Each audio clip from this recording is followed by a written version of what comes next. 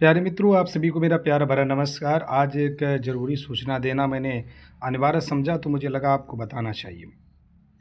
जैसा कि आप जानते हैं कि 15 मई में महासम्मेलन हो रहा है।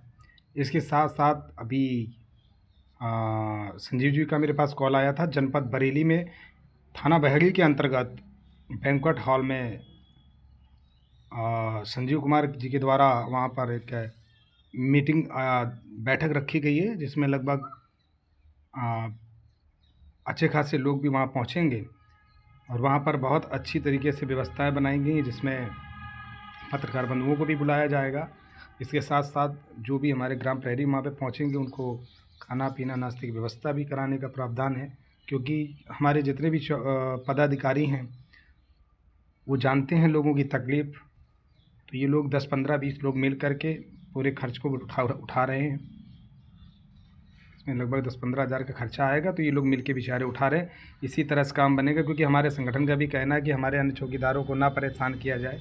10-20 लोग मिल करके ही खर्च को उठा लें तो बेहतर होगा, क्योंकि बहुत स्थितियाँ लोगों की गड़बड़ हैं, हम समझ सकते हैं। मित्रों, ज़रूरी बात यह है कि जनपद बरेली में बहेड़ी में 6 मई को मैं पहुंच रहा हूं। आप यदि बहेड़ी से या बरेली से हैं तो आप अवश्य आइए, आसपास के जनपद के हैं तो अवश्य पहुंचिएगा।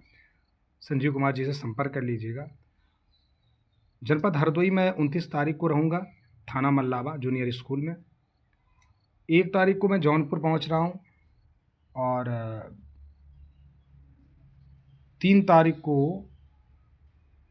लगभग प्रतापगढ़ की भी तैयारी बन रही है। तो इस तरीके से प्रोसेस आगे को चल रहा है। 15 मई का जो महासम्मेलन हमने धरने का आयोजन रखा है, इस धरने के आयोजन में हमारे सहयोगी संगठन से भी निवेदन रहेगा कि आप लोग थोड़ा सक्रिय हो जाए, क्योंकि समय बिल्कुल करीब है। और मैं कल या परसों में ही मैं कोशिश करूंगा कि इसका परमिशन करा के आप तक पहुंचा दूं। आप सभी लोग अपना अपना आधार कार्ड का एक एक फ़ोटो कॉपी, जिसको बोलते हैं ना, फ़ोटो कॉपी आप अवश्य जमा कर दें। ये मेरा निवेदन है। आप अपने पदाधिकारी के पास जमा कर दें। जो राष्ट्रीय चौकीदार सेवा समिति के लोग हैं वो जिला अध्यक्ष के पास जमा कर दें। जो राष्ट्रीय चौकीदार सेवा समिति के जो हमारे और भी अन्य सहयोगी संगठन है वो उनके पास जमा कर दें, या आप डायरेक्ट जब वहाँ आइए तो लेकर आइए, क्योंकि ये पूरा डाटा हम लोग सरकार तक पहुँचाएँगे कि हमारे इतने इतने चौकीदार हैं, इतने इतने ग्राम प्रहरी हैं और ये लड़ाई लड़ रहे हैं। क्योंकि जितना ज़्यादा हम लोग इकट्ठा करके उन तक डाटा पहुँचाएँगे, उतना ज़्यादा हमें लड़ाई में बहुत मजबूती मिल सकती है। ये बहुत आसान तरीके से बता रहा हूँ। जहाँ पे मैं अभी मीटिंग करने जा रहा हूँ, बरेली, हरदोई और प्रतापगढ़, जौनपुर, मैं वहाँ से गुजारिश करूँगा कि आप लोग वहाँ पे दे सकते हैं। वहाँ पे अपना अपना आधार कार्ड का फ़ोटोकॉपी करा के आप दे देना। बस आपका इतना काम है, बाकी काम हम लोग सब करेंगे जो भी करना होगा। और 15 मई में ये सारे पूरी गड्डियाँ की गड्डियाँ आपके सामने सब होंगी। और जहाँ तक संभवतः कोशिश होगी कि मंत्री महामंत्रियों तक ये डाटा पहुँचाया जा सके, और डाटा पहुँचाने के बाद हम उससे जवाब ले सकें। मतलब कुछ प्रोसेस हम स्टार्ट करने की कोशिश कर रहे हैं, और इससे काफ़ी प्रभाव भी पड़ेगा। जब आप एक बात और ध्यान देना कि जब आप वो देंगे, क्या बोलते हैं, आधार कार्ड का फ़ोटोकॉपी देंगे, तो याद रखना कि उसमें एक पेन से कट ज़रूर मार दें।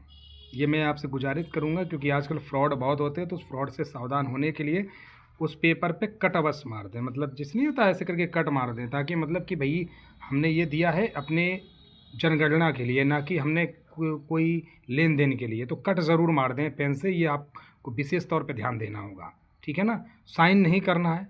अगर साइन की ज़रूरत पड़ेगी तो आप डायरेक्ट लखनऊ में ही करना। जब अगर वहाँ पे अगर कुछ अधिकारी या कोई कहता है तो करना, नहीं तो नहीं करना है।